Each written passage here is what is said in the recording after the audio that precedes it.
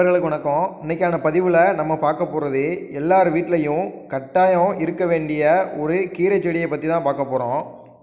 இந்த கீரையோட வேர் முதல் காய் வரை எல்லாமே மருத்துவ குணம் நிறைஞ்சது. முன்னெல்லாம் வீட்டு பக்கத்தில் தண்ணி ஊற்றுற இடத்துலலாம் இந்த செடி நிறைய இருக்குதும். ஆனால் இப்போ மெல்ல மெல்ல இது அழிஞ்சிட்டு வருது. வீடியோவில் அந்த செடியை பார்த்ததுமே ஒரு சிலர் கண்டுபிடிச்சிருவீங்க. ஆமாம், இது மணத்தக்காளின்னு சொல்லுவாங்க. இந்த கீரை அப்புறம் இந்த காய்கள் இது எல்லாமே ரொம்ப மருத்துவ குணம் நிறைஞ்சதுனால இதை நிறைய பேர் வீட்டில் வச்சுருப்பாங்க. ஒரு சிலருக்கு இதை பற்றி தெரியாததுனால இதை வீட்டில் வைக்காமல் பிடுங்கி போட்டுருவாங்க. இந்த கீரை பார்த்திங்கன்னா உடலில் சூடு அதிகமாக இருந்துச்சுன்னா உடம்பை குளிர்ச்சி அடைய செய்யும். அதுபோக ஹார்ட்டு வீக்காக இருக்கிறவங்க இந்த கீரையை வாரத்துக்கு 2 முறை சாப்பிட்டாங்க அப்படின்னா அவங்களுக்கு இதயம் பலமடையும்னு சொல்லுவாங்க. அப்புறம் கல்லீரல் சம்மந்தப்பட்ட பிரச்சனை இருக்கிறவங்களும் இந்த கீரையை தொடர்ந்து சாப்பிட்டு வந்தால் அவங்களுக்கு அந்த பிரச்சனை தீருதுன்னு சொல்லுவாங்க. அதனாலவே இந்த கீரையை நிறைய பேர் அவங்க வீட்டில் வச்சுருப்பாங்க. அப்புறம் ஆண்களுக்கு உயிரணுக்கள் கம்மியாக இருந்துச்சுன்னா இந்த கீரையை தொடர்ந்து சாப்பிட்டு வர சொல்லுவாங்க. காய்ச்சல் கை கால் வலி ஏற்பட்டு சோர்வாக இருக்கிறவங்கள இந்த கீரையை சாப்பிட சொல்லுவாங்க.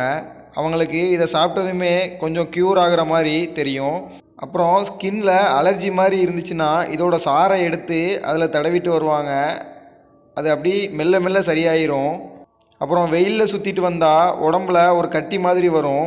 அந்த கட்டி இருக்கிற இடத்துல இந்த இலையோட சாறை எடுத்து போட்டால் அந்த கட்டி வந்த இடம் தெரியாத மாதிரியே போயிடும்னு சொல்லுவாங்க.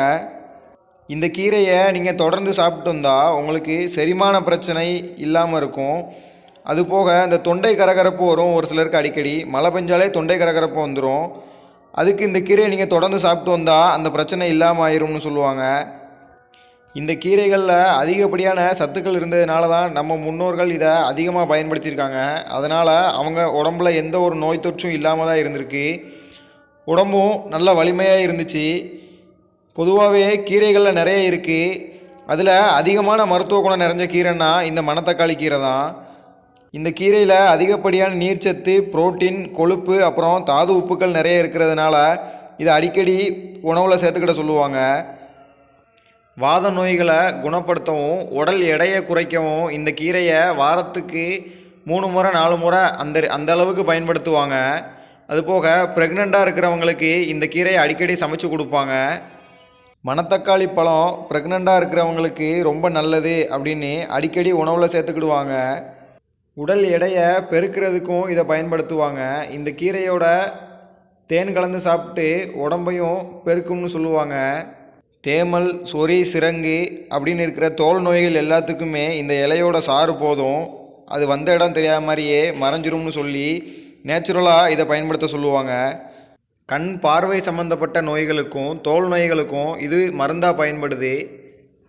இவ்வளோ நன்மை இருக்கிற இந்த மணத்தக்காளி கீரையை உங்கள் வீட்டில் வளர்த்து எந்த ஒரு நோய் நொடியும் இல்லாமல் நீங்கள் ஆரோக்கியமாக இருக்கிறதுக்கு இதை சமைச்சு சமையலில் பயன்படுத்துங்க.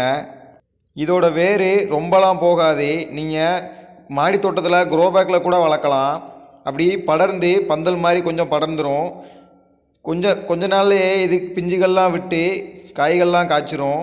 காய் பார்த்திங்கன்னா சின்ன சைஸு ஒரு மிளகு மாதிரி தான் இருக்கும். இப்படி தான் இருக்கும். கத்தரிப்பு கலர் கொஞ்சம் சேர்ந்து கொஞ்சமாக கருப்பு கலரும் சேர்ந்த மாதிரி இருக்கும். நீங்கள் இந்த பழங்களை சும்மாவே சாப்பிடலாம். கீரைகளை நீங்கள் சாப்பிடும்போது சமைச்சு சாப்பிட்டா பெட்டர். ஏன்னா கீரைகள் கொஞ்சம் கசப்பு சுவையோடு இருக்கும். நீங்கள் சமைச்சிட்டிங்க அப்படின்னா அந்த கசப்பு சுவை கொஞ்சம் குறைவாக இருக்கும். சாப்பிட்றதுக்கும் நல்லாயிருக்கும்.